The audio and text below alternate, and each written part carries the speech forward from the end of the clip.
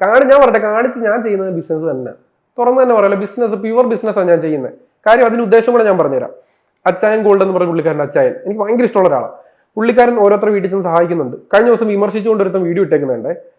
ഈ അച്ചായൻ്റെ വീഡിയോ കണ്ടിട്ട് ഞാൻ പലരെയും ഹെൽപ്പ് ചെയ്തിട്ടുണ്ട്. ആലോചിച്ച് നോക്കണം. എനിക്ക് ആ വീഡിയോ കണ്ടോണ്ട് അങ്ങനെ ചെയ്യാൻ പറ്റിയേ. അയാൾ 5-10 ലക്ഷം കൊടുക്കുന്നൂട്ട് നമുക്ക് ഒരാൾക്കും അങ്ങനെ കൊടുക്കാൻ പറ്റുമെന്നിരിക്കത്തില്ല. അയാൾ ചെയ്യുന്നപ്പോൾ മുഖം കാണിച്ചാലും കാണിച്ചില്ലെങ്കിലും മേടിക്കുന്ന ആൾക്ക് അതുകൊണ്ട് പ്രശ്നമില്ലെങ്കിൽ അവരുടെ ഞാൻ പറയട്ടെ, മുഖം കാണിക്കുന്നില്ല, ദാരിദ്ര്യത്തിന്റെ പടുകുഴിയാന്ന് പറഞ്ഞിരുന്നിട്ട് ഇവർ ആരെങ്കിലും ഇവർക്ക് എന്തെങ്കിലും കൊണ്ട് കൊടുക്കുമോ? കക്കൂസ് ഇല്ലാത്ത വീടില്ലാത്ത ആരെങ്കിലും കൊണ്ട് കൊടുക്കും? ഒന്നും കൊണ്ട് കൊടുക്കത്തില്ല. ഇദ്ദേഹത്തെ കണ്ട് ഇൻസ്പയർഡ് ആയിട്ട് ഞാൻ പല വീഡിയോസും ചെയ്തിട്ടുണ്ട്.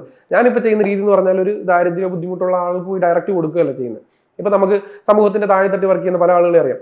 ഇപ്പോൾ കൂലിപ്പണി ചെയ്യുന്ന ആളുകൾ, കിളയ്ക്കുന്ന ആളുകൾ, അതുപോലെ അങ്ങനത്തെ ആളുകളെ നമ്മൾ ചെന്നിട്ട് അവർക്കൊരു ചലഞ്ച് കൊടുക്കും ഞാൻ. അതായത് അവിടെ ചേട്ടാ ഞാൻ 1 മിനിറ്റ് തരാം, 1 മിനിറ്റ് കൊണ്ട് ചേട്ടന് ഇന്ന കാര്യങ്ങൾ ചെയ്യാവോ എന്ന് ചോദിക്കും. അപ്പൊ ആ 1 മിനിറ്റിന് അവർക്ക് നമ്മൾ കാശ് കൊടുക്കും. അതായത് അവർ ചെയ്യുന്ന ഒരു പണി, ഒരു തൊഴിലിന് ഒരു പ്രതിഫലമായിരിക്കും, ഔദാര്യമായിട്ട് തോന്നില്ല. അങ്ങനെ ചെയ്ത് കഴിഞ്ഞാൽ ഒന്നും ചാരിറ്റി ആവത്തില്ല. അങ്ങനെ ഞാൻ വിശ്വസിക്കുന്നത്. അതായത് ഞാൻ പറയാം, എന്റെ ഫോളോ ചെയ്തിട്ടുണ്ടെങ്കിൽ ഞാൻ 1 ലൈക്കിന് 100 രൂപ വെച്ച് കൊടുക്കാന്ന് പറയും. കഴിഞ്ഞ ദിവസം അങ്ങനെയായിരുന്നു. ഒരു ചേട്ടൻ പടപടാ ലൈക്ക് 14 ലൈക്ക് ചെയ്തിട്ടുണ്ട്, 1500 രൂപ, 1400 രൂപ. അത് അദ്ദേഹത്തിന് ഔദാര്യമൊന്നുമല്ല. അദ്ദേഹം എന്നെ കണ്ട് എന്റെ ലൈക്ക് ചെയ്ത് സമയം കളഞ്ഞതുകൊണ്ട് അദ്ദേഹത്തിന് 1 സെക്കൻഡ് ഉള്ളിൽ സഹായിക്കണം ആഗ്രഹമുണ്ട്. പക്ഷെ അതിന് ഇങ്ങനെ ഒരു വഴി ഉപയോഗിക്കുന്നു, കിട്ടുന്ന വ്യക്തിക്ക് അങ്ങനെ തോന്നാതിരിക്കും. അവർക്ക് ഒരിക്കലും തോന്നത്തില്ല. അവർ ചോദിക്കുന്നത് വെറുതെ എങ്ങനെ വെറുതെ തരും?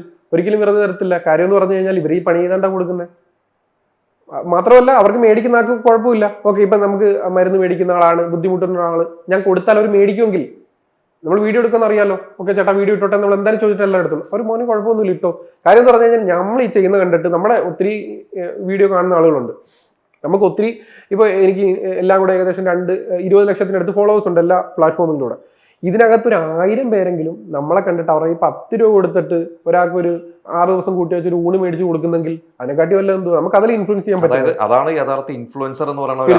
ശരിക്കും പറഞ്ഞാൽ ഇൻഫ്ലുവൻസർ എന്ന് പറഞ്ഞാൽ എന്തെങ്കിലും ഒരു ഇൻഫ്ലുവൻസ് ചെയ്യാന്നുള്ളതാണ്. അതെ, നമ്മൾ ഒരിക്കലും ഇൻഫ്ലുവൻസ്, നമ്മളെ ഷോക്കേസ് ചെയ്യുന്നതിലുപരി അതുവഴി വേറൊരാളെ ഇൻഫ്ലുവൻസ് ഞാൻ ഇൻഫ്ലുവൻസർ ഒരിക്കലും ഞാൻ പറയാൻ അർഹനാന്ന് എനിക്ക് തോന്നുന്നില്ല. അങ്ങനെ നമ്മളല്ല പറയണ്ട. ഞാൻ ബ്ലോഗർ എന്ന് ഇട്ടിട്ടുള്ള ഇൻഫ്ലുവൻസർ അതാ പറഞ്ഞ 2 രീതിയിൽ പറയാമല്ലോ, ബ്ലോഗർ ഉണ്ട്, യൂട്യൂബർ എന്ന് പറയാം. പക്ഷേ ഇൻഫ്ലുവൻസർ ഞാൻ പറയത്തില്ല. കാര്യം ഞാൻ കാരണം ഇൻഫ്ലുവൻസ് ആയ ആളുകളാ പറയേണ്ട അയാൾ ഇൻഫ്ലുവൻസർ ആണെന്ന്. ഞാൻ പറഞ്ഞു കഴിഞ്ഞാൽ ശരിയാവത്തില്ല.